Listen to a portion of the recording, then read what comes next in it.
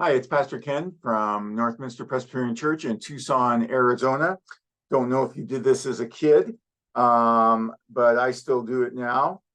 Blowing bubbles, lots of fun. And one of the great things to do with kids, especially, or even with your dogs, is to try to catch these bubbles that you blow. And every time you try to catch them, they kind of disappear before you get there. And it kind of reminds me of the story that I was reading in one of our scriptures for a devotion today about Nebuchadnezzar having these dreams, and he couldn't figure out what these dreams were about. And it's kind of like catching bubbles. He keeps trying, but every time he thinks he's got one and he understands, he doesn't understand. And it's even more confusing. And so he calls Daniel, because he's heard Daniel can interpret dreams, and that the God that Daniel follows helps him interpret dreams. And so Nebuchadnezzar tells a dream, and Daniel, with God's help, catches the bubbles and tells Nebuchadnezzar what the dream means.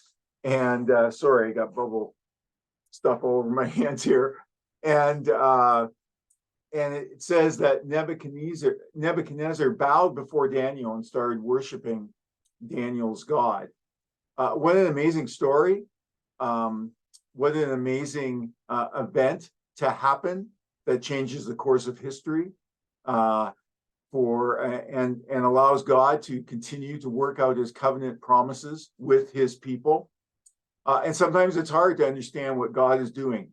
And we're reaching and we can't grab on. And that's when we need to turn to God and ask for wisdom that he can give us.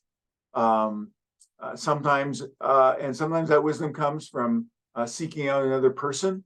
Sometimes it comes from seeking God's wisdom in his word or through prayer. But it is an amazing story. And God puts people in our lives, as he put Daniel in Nebuchadnezzar's life, to reveal to Nebuchadnezzar who this God is and what this God is saying to us. And it averts a huge disaster in Nebuchadnezzar's kingdom.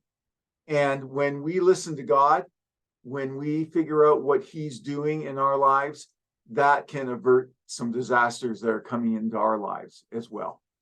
So I hope that you can read the story of Daniel and Nebuchadnezzar, just a great, great story, and see how that relates to how God is speaking to you in your life as you try to catch sometimes those bubbles that God gives us. Well, I hope you have a great day and a great rest of your week. God bless.